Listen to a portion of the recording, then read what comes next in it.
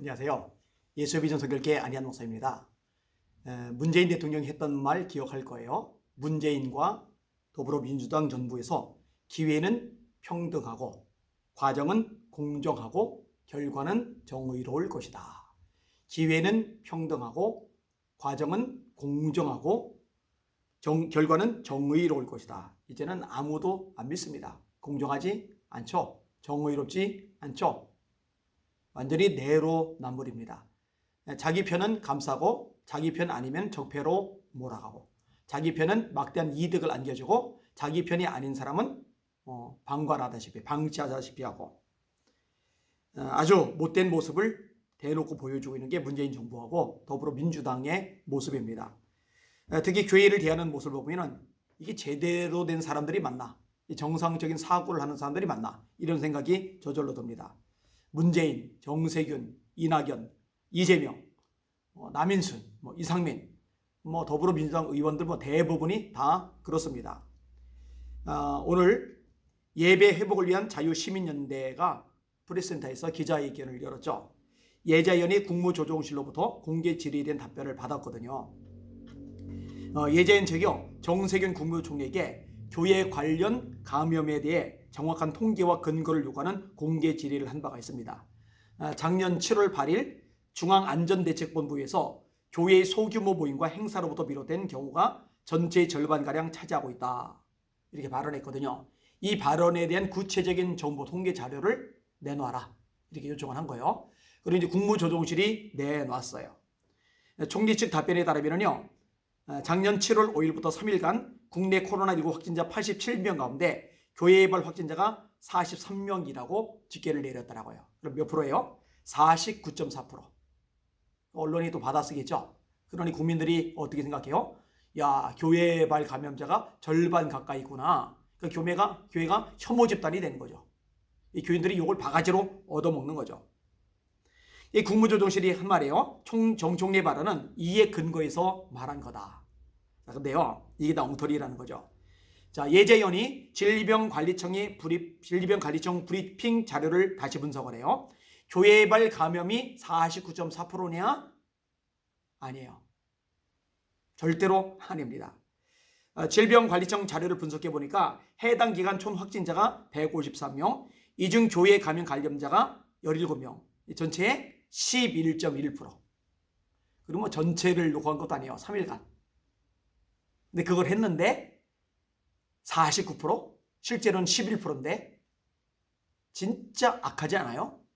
양심이 없잖아요? 이 말도 안 되는 일이 발생한 겁니다. 여러분이 볼 때 이거 단순 실수일까요? 아니면 전략적인 행동일까요? 단순 실수라 보기 어렵죠.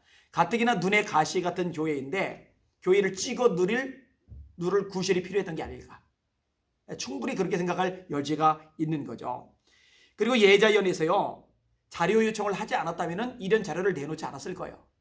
그리고 여전히 언론은 자신들이 그렇게 발표한 거 그대로 맞다고 생각했을 거고, 국민들은 국민들 나름대로 또 그렇게 생각을 했을 거예요.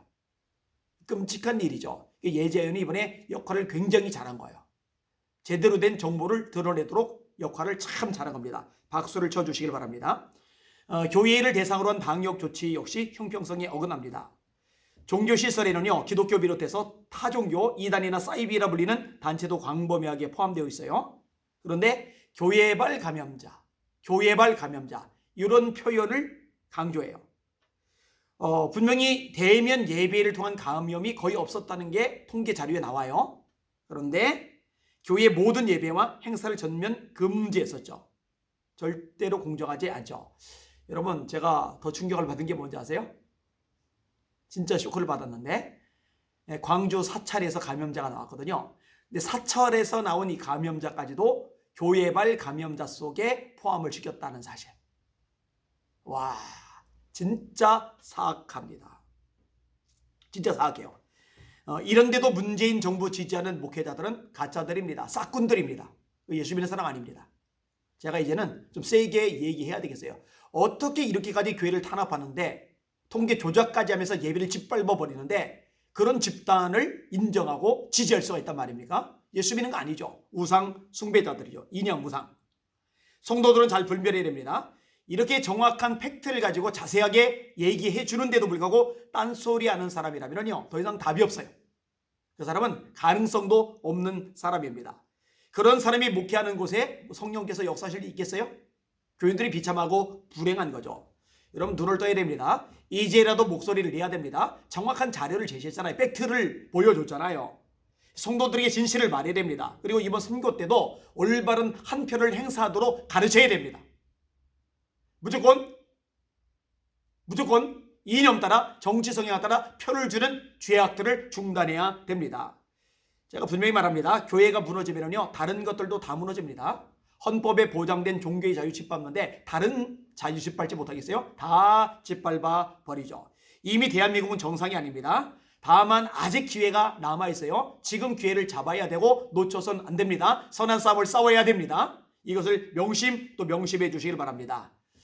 제가 보니까 한교총은 유명무실하고요. 지금 교회 언론회와 예자연이 제 역할을 해주고 있어요. 여러분이 기도해 주시고 또 후원해 주시고 또 격려도 많이 해 주시기를 주님의 이름으로 부탁을 드립니다. 주님 바라보고 전진합시다. 예수 이름으로 승리합시다. 할렐루야.